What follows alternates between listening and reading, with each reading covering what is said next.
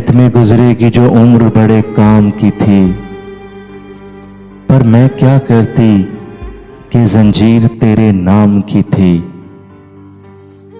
जिसके माथे पे मेरे बख्त का तारा चमका, चांद के डूबने की बात उसी शाम की थी।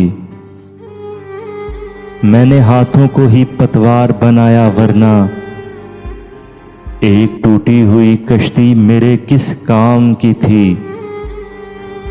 वो कहानी के अभी सुइयां निकली भी न थीं, फिक्र हर शख्स को शहजादी के अंजाम की थी।